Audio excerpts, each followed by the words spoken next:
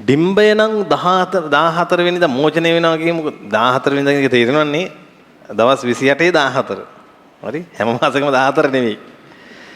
ඩිම්බය 14 වෙනිදා මෝචනය වෙනවා කියමුකෝ. ඩිම්බය මෝචනය වෙලා කොච්චර වෙලාවක් බලන් ඉඳීද ශුක්‍රාණුවක් එනකන්? දවසයි. දවස් කීයද? එකයි. හැබැයි ශුක්‍රාණු ඇවිල්ලා ඕනනම් දවස් කීයක් ඉඳීද? පැය 48ත් 72ත් කියන්නේ උන් දවස් කීයක් ඉන්නවද? දවස් 3ක් හරි ඉඳී ඔය පත්තර කොලයක් හරි දාන මේ නිදාගෙන. තේරුණාද? දවස් 3ක් වගේ ආයුෂ තියෙනවා. එහෙනම් මේවත් මැෂින් නෙවෙයිනේ. සමහර විට ගෑනු ළමයින්ගේ මේක 14 වෙනිදා වෙන්නේ නැතුව 13 වෙනවා. 12 වෙන්න පුළුවන්. 11 වෙන්න පුළුවන්. 10 වෙන්න පුළුවන්. ඒක ඉතින් වාසනාව සහ හැමදේම තමයි ඉතින්. හැබැයි ජීව විද්‍යානුකූලව මේකට හේතු කියන්න එපා. සමහර විට ආතතිය, හෝමෝනල් ප්‍රශ්න, බය, සතුටට ඩිම්බය මෝචනය වෙලා. සතුට මොනවා හරි මේ එන එක කන්ඩිෂන් තියෙනවනේ. දැන් සමහර වෙලාවට හීට් ස්ට්‍රෙස් එක බලපානවා මේ රස්නේ. ඉතින් එතකොට දැන් සමහරවිට ඩිම්බ මෝචනය පරක් වෙලා අදත් නැහැ හෙටත් නැහැ. ඔහොමම දවස් ගාණක් පරක් වෙනකොට මේක පරක් වෙනකොට මෙහෙත් පරක් වෙනවා. අර ෆොටෝෂොප් වල තියෙනවනේ අර සමහර මේවා ඔහොම ඩ්‍රැග් කරලා අදින්. ඒතර ගානට මේ ඔක්කොම එන්නේ මෙහෙම. වගේ තමයි. එහෙම වෙනවා. එතකොට දැන් 14 වෙනිදා ශුක්‍රාණුවක් ආවොත් තමයි chance එකක් තියෙන්නේ මොනව වෙන්නද? සංසේචනය වෙන්න. ශුක්‍රාණුව 6 වෙනිදා විතර වෙද්ද බෑ. හරි? ප්‍රශ්නේ තියෙන්නේ ඔයාලට ඒක මේක අනිත් මත හින්දා පැසිව් වොයිස් එකෙන් කියන්න වෙන්නේ මේක අනිත් පැත්තට කියන්න වෙන්නේ නේද? 14 වෙනිදා આવොත් තමයි භයානක. එහෙම තමයි කියන්න වෙන්නේ.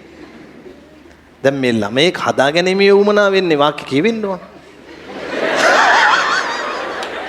දැන් මේක ඔයාලට උගන්වනකොට අනිත් පැත්තට උගන්වන්නලා තියෙන්නේ. 14 එපා කියලා. ඒක තමයි හිතේ තියෙන්නේ. ඒ විදිහට කියන්න සර්. දැන් අපිට මතක හිටිනවා එතකොට. තේරුණාද? දැන් මේ 14 තමයි සරු දවස්. 14 අවට දවස්. දැන් එහෙම වලට කියලා බෑ. වලට කියන්න වෙන්නේ 14 අවට අවදානම් මාර පරිවර්තනයක් යකෝ මේක. දැන් එහෙනම් දැන් ওই 14 ඉඳන් දවස් 3-4ක් මෙහාටයි 3-4ක් එහාටයි කියන්නේ. ඔයාලා මේ දවස දාගන්නේ සරුද අවදානන්ද මම කියන්නේ ගැප් ගැනීමක් විය හැකි. ඒ කියන්නේ සංසේචනයක් වෙන්න පුළුවන්. වෙන්න පුළුවන්නේ. ඩිම්බය එන දවස තමයි ඒක තීරණය කරන්නේ. එහෙනම් මේ කවුද ඇත්තටම තීරණය කරලා දෙන්නේ? ශුක්‍රාණු ඩිම්බද? දෙකම. දැන් දෙකම මෙන්න මේ. දැන් පාතනෝ බවනේ නෙමෙයි මේක වෙන්නේ. ඇත්ත කතාව හැබැයි ශුක්‍රාණු කීයක් ඇවිල්ලා තිබ්බත් ඩිම්බය ආයුතුමයි. ඒ පැත්තෙන් බලපුවම ඩිම්බයට ප්‍රයොරිටි එකක් දුන්නේ නැහැ. ඊළඟ දැන් මේ හරියේ ඉතින් අවදානමක් නැහැ. හොඳ ඔයාලට ගැලපෙන විදිහට කිව්වා. හරි. එතකොට මේ හරියේ අවදානමකුත් නැහැ නේ සර්. ඔව් ඉතින් කමක් නැත්තම් කමක් නැහැ. නේද? කමක් නැත්තම් කමක් නැහැ. අපිට කමකුත් නැහැ. ළඟම තියෙන සර්විස් එකට යන්න.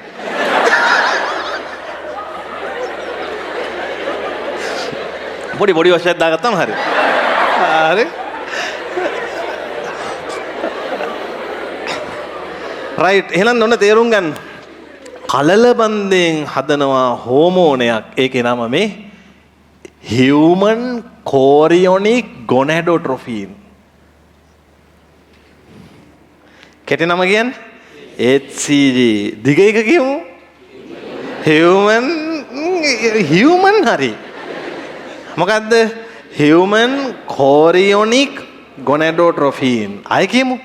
human chorionic gonadotrophin. ඒ human කියන ගැම්මේ මිත්‍ර ටිකක් කියමු. human chorionic. එයා කලේ මොකද්ද? එයා කලේ ගර්භණී කාලයේ මුළුල්ලේම මේ අම්මගේ මොකක් පරිසම් කරාද? පීත දේහය පරිසම් කරනවා. හැබැයි ගර්භණී කාලයේ මුළුල්ලේම කියන එක ලබන සතියේ මම වෙනස් කරනවා. පස්සේ බලමු මේක. දැනට මතක තියාගන්න. එහෙනම් මට කියන්න HCG හැදුනේ මොකෙන්ද? කලල බන්දේ. කලල බන්දේ හැදුනේ දවස් කීයෙන්? 7න් වගේ. එහෙනම් ප්‍රෙග්නන්ට් වෙලා දවස් 7 ඉඳන් ඒ අම්මගේ රුධිරයේ තියෙන හෝමෝනයක් කියන්නේ ප්‍රෙග්නන්සි ඩයග්නෝස් කරන්නේ ඕකෙන්. තේරුණාද?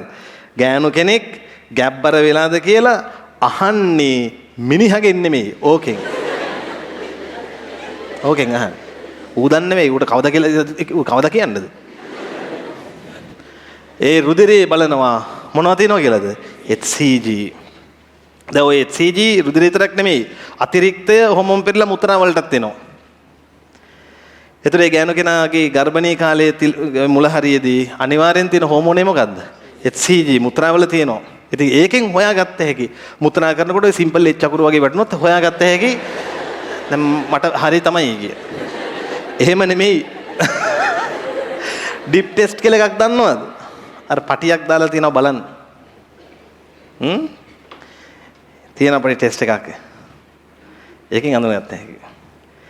එහෙනම් ඊටාම නිර්වද්‍යයි රුධිරේ මොනවද තිබ්බොත් එයා මොනවද? HCG තිබ්බොත් ගෑනු කෙනා දිවුර කෑ ගැහුවොත් වැඩක් නැහැ. එයා මොනව වෙලාද? එච්චරයි. මේ කරුණාකරලා ප්‍රෙග්නන්ට් කියන්නේ මෙහෙමයි ලියන්නේ. කිට් එවනවා මෙන්න මෙහෙම. ප්‍රෙග්නන්ට්ද කොහමද දැනගන්නේ? මොකක්ද කොයි නට් එක? හරි ප්‍රෙග්නන්ට්. රයිට්. එහෙනම් මෙන්න සෛලදාසී අවස්ථාව මුරුලාව. ඊට පස්සේ එක මොකද්ද? බ්ලාස්ට කෝෂ්ඨය. දැන් මේ පැත්ත බලන්න. ඔය විදිහට ගිහින් මනුස්පෙක් සංසේචනය වුණ දා ඉඳන් සති කීයක් අම්මාගේ කුසේ ඉන්නවද? සති වලින් කියන්න බෑස මාස වලින් දෙන්නද? හොඳයි ඒකක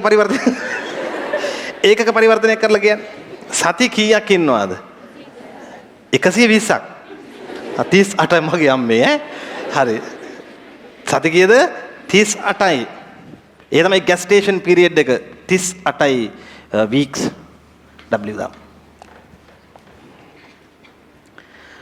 මේ 38 පළමු සති 8 අපි ඒ පැටියාව හඳුන්වන්නේ කලලය. මේ අවදි පහු කරගෙන ගිහින් මේ දවස්නේ. ඒක මට දැන් නම් ටිකක් දෙන්න. යුක්තාණුව, මොරුලාව, ලාස්ට කෝෂ්ඨය, කලලය. ඊට පස්සේ ඉතිරි සති කීයද? ඉතිරි සති 30. ඒ පැටියාව හඳුන්වන්නේ භ්‍රූණය. හයින් යන නම මොනය? පෝ අපිට තිබිලා තියෙන නම් ඉපදෙන්න කලින් ඉඳන් තිබ්බේ ටික බලන්නකෝ. හා කියාගෙන යන්න බලන්න. යුක්තාණුව, මොරුලාව, බ්ලාස්ට කෝෂ්ඨය, කලලය, භ්‍රූණය. එතනින් එහා ඉතින් ඔය චමින්ද හරි මොනවා හරි දාගන්න. මොකක් හරි දාන්න. හරි. right.